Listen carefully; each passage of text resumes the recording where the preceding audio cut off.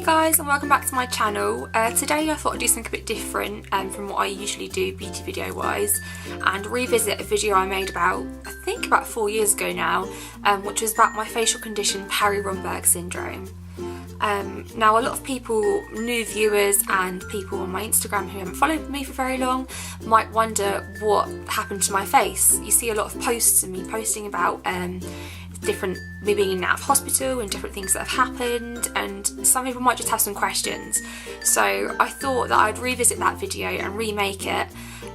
Also because the quality was not very good, because it was done on my iPad and the quality was pretty shocking, if I'm honest.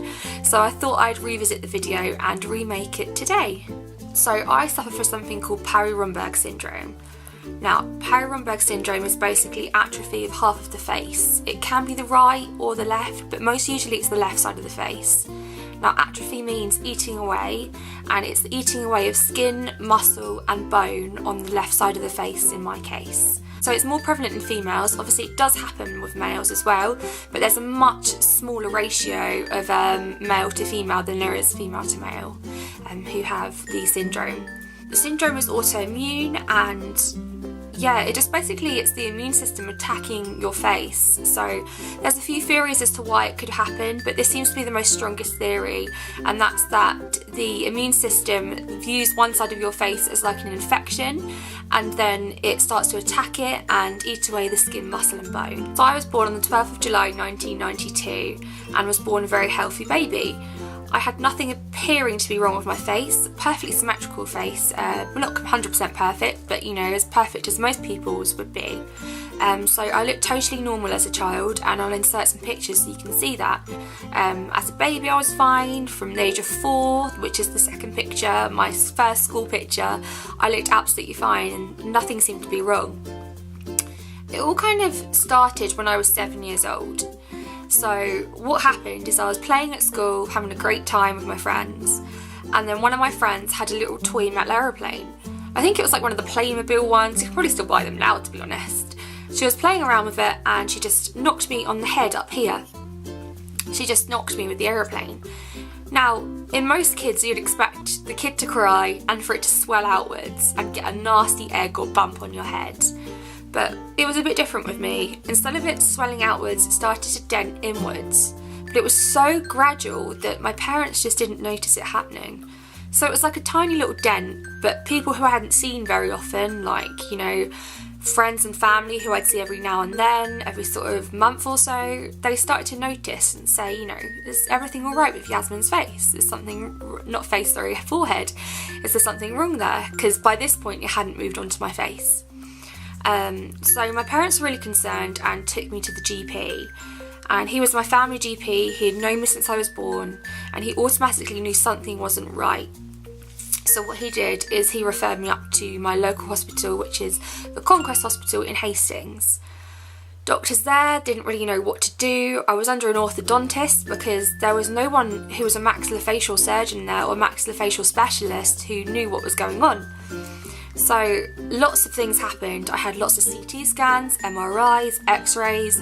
I'd be in with the nurses whilst they'd talk to my mum and dad, and I'd just be completely in the dark as to what was going on, which I think was a protection as a child, but I don't know if it'd be done differently these days. But something wasn't right, and they just didn't know what was wrong really, and it got to me being about 8 or 9, about a year and a half, 2 years later, and my face had started to very, very slowly become a bit more smaller on this side than on the right side. I mean, it was so minute that literally it was only in photographs when my face was flipped that I would realise that there was a slight difference there, and that other people would realise. So I then got referred up to Great Ormond Street, and the doctors there had a massive meeting apparently and got all my scans and had a chat together. And it took a few days, but they finally decided that they'd come up with the diagnosis, and that was Parry Romberg Syndrome. Now at the time, I don't remember being told I had the syndrome, but I remember being in with the nurses and mum and dad going into another room and there being a box of tissues apparently, and they were told.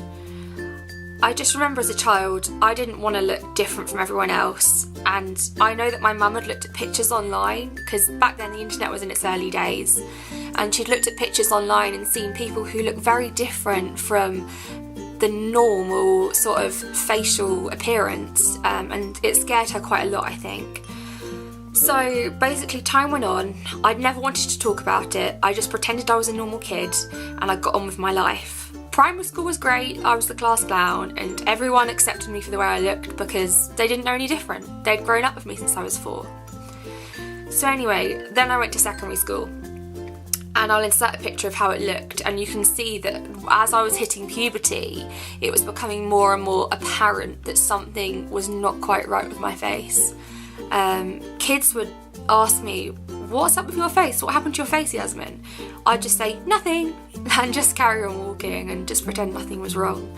I wasn't really bullied, but I mean, I got the few odd comments like "wonky face," "what's wrong with you?" And if I'd walk home from school, some kids from other schools would start to ask questions and pick on me a little bit, but at the time I just held my head high and just literally pretended that nothing was going on that was wrong. And I wasn't really bullied, I'd say, but I think, you know, I just laughed at myself and laughed with them instead of being horrible to them and laughing at them.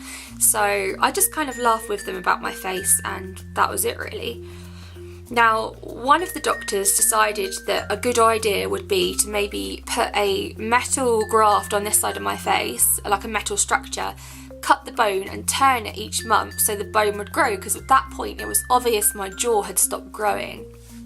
Now, my mum wasn't very keen on that, and I'm glad she made the decision not to have that done, because other doctors decided that I should wait till my face had stopped growing to have any operations done, because the more I'd have done, the more my face would grow and I'd grow out of the operation and, you know, things like that. So when I was about 14, I was referred up to the Queen Victoria at East Grinstead, and I met a lovely doctor, and he was just, well, consultant, and he was a maxillofacial consultant. He'd seen things like I had before, never the same, not the same syndrome, but things very similar, and he had rebuilt many people's lives along with their faces. So he offered me surgery, and I was automatically scared. I was accepting of my face and the way that it looked, so I didn't want anything to change, and I just said, no, I'm fine. So he left it at that, and he wasn't pressurising at all, which was amazing. Years went by and I got to the age of 17, and by this point my face was pretty much skin on bone. It was absolutely, looking back, it was really hard to look at because it looked so bad compared to how it looks now. I mean, it's not perfect now, but compared to how it looked, it's like night and day. So basically I was having exams at school, like going through my GCSEs, and I'd find whenever I looked at a piece of paper, this eye, the tears weren't coming down here and draining, they were coming out this side and just falling down my face basically. And so I went to the eye doctor at Queen Victoria in East Grinstead, and he said he could do an operation to take fat from my legs and stomach, clean it in a big machine, basically liposuction, and then inject it into my face to plump it up so that my eyelid would be against my eye again. And he was going to put a little stitch in to just keep it in tow.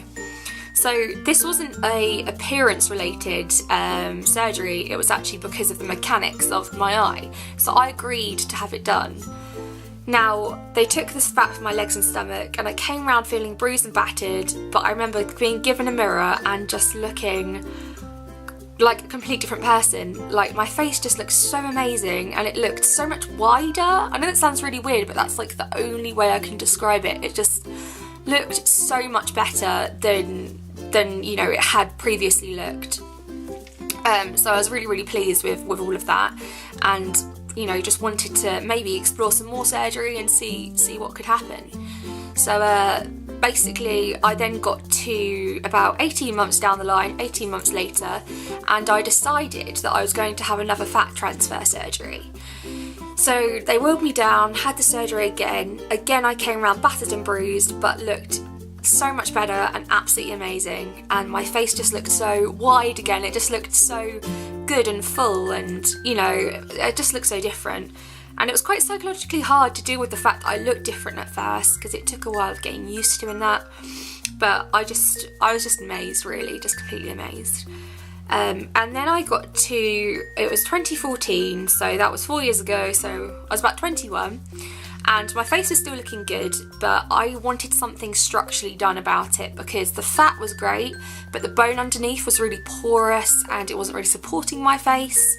So my surgeon said what he could do is that he could put some grafts on my face, which were made of plastic, like implants on my jaw and my cheekbone. He could put those on there, and how he could do that is he could do a CT scan, which was high res, and then map out these two bits here, flip it over on the scan and 3D print the implants, which was really groundbreaking technology and sounded really amazing, so I was totally up for it. I didn't really think about the risks. Of course they give you the infection risks, but because it wasn't a very well-known surgery, they didn't really give me many risks, so I just went for it, you know, head on. And what happened is I woke up from the surgery, I felt absolutely fine, was ringing my friends, you know, like, I'm cool, I'm good, I'm feeling really cool, my face looks amazing. And then I woke up the next morning and my whole face, I'll insert a picture, but my whole face was completely swollen to the point my eye was completely closed, and I looked so different and so, you know, like something terrible had happened. So the nurses kept an eye on it for the day, and then at 9 PM that evening I got rushed down for emergency surgery. I had to be intubated when I was awake, which means putting the breathing tube down when you're awake. And I remember trying to scream for my mum and nothing was coming out, and it was just so traumatic. And then the next day, then I woke up from the surgery and I had drains behind here and down here. I call them my little jam jars because I'd kind of hold them when it was a bit skank, but you know, try to make a joke out of things. So I had that done, and then I went home and recovered, as well I thought recovered. And then one day I was brushing my teeth, I opened this look down here, because they went through my mouth down here and up here, sorry I should have mentioned that previously. They went through my mouth basically to get the implants in. And I noticed that this white thing was sort of inside my mouth. And I said to Mum, like, what's this? And she was like, I think that's your implant or your jawbone. So I was terrified, so she bundled me in the back of the car, about a 2-hour drive to East Grinstead, hour and a half drive, depending on traffic, and I was in agony, reeling around on the back seat, like absolutely in agony. And she took me up there, and yep, they did a surgery. No, sorry, they didn't do a surgery. They put me on antibiotics for a week and saw how things progressed, and I was feeling better. Then I went home, and then I was just getting so much pain and discharge from my mouth. It was just dreadful. And so we decided that I'd have to go back up. So I went back up, and they said, unfortunately, that I was going to lose my implant, which was absolutely gutting. So they removed my implant, but it didn't make a massive difference because my cheekbone was the main one and that one was still in. So I recovered quite well from that surgery in the end, but I've been left with a lot of other health problems due to the trauma of the surgery, which I'll go into in another video because I don't want to be here all day with you guys, so I don't want to bore everyone. Basically, then I had double vision, I noticed, about 6 weeks after that surgery, and I thought it was down to the surgery.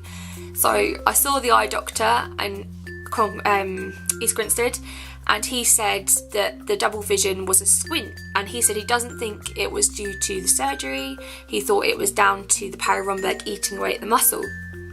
So I got referred up to London, to St Thomas's, saw a very nice eye surgeon. He then did the eye operation, and everything was amazing when I came around. My double vision was gone, I could see one of everything and not two of everyone, and it was just so good, and I was like, this is amazing. And then about 6 weeks later, gradually started to creep back in the double vision, and before I knew it, I was seeing two of everything again. So they gave me glasses with prisms. I do wear them, but obviously because the lighting here, it's going to reflect so bad. I'm having to struggle at the moment by just trying to look at one camera and not two. And yeah, and then I saw an eye doctor recently, and he said another eye surgery is probably on the cards. Which brings me around to my latest stage of my life, and that's that, unfortunately, I woke up about 2 weeks ago and I had a little red mark here. And then it grew and it grew and it grew till all of my face was red, and I had like a bruise here. And I woke up on the Wednesday morning and I was in absolute agony. I literally had no clue what was wrong. And so I rushed up to East Grinstead and they basically said I had a massive infection in the implant. Even though it's been in for 4 whole years, you wouldn't think that would happen. But this can happen at any time down the line, which I wasn't aware of. And basically, the long and short of it is I'm going to have this implant removed in the next few weeks. So I am honestly terrified, and not of the surgery really, but mainly because I'm going to look so different. And I know it's silly, and I try and be so confident, and I've got great friends, great family, and everyone's been so supportive, and there's always someone worse off than you. I totally know that, but it's going to be so weird to see my face looking different again, and it's like taking 5 steps forward and then taking 56 back. That's how it feels in my head. And I know it's not really like that, but that is how it feels. So I'll be certain to keep you guys updated with all of that, and I might try and vlog the whole experience, but it's going to be hard to vlog, but I think it would help other people maybe who are going through similar. So thank you so much for watching, everyone, and I've just looked and this video is going to be so ridiculously long, so if you've stayed this long, then you deserve a pat on the back and a cookie. So there's a virtual cookie for you. So thank you so much for watching, everyone. If anyone's got any questions, please feel free to just drop them below and just let me know. Like, nothing's too bizarre, like I said last time, to ask, and nothing will be rude to me because I've been asked a lot of questions. So thank you so much for watching, everyone, and hopefully I'll see you again soon, and thank you again. Bye!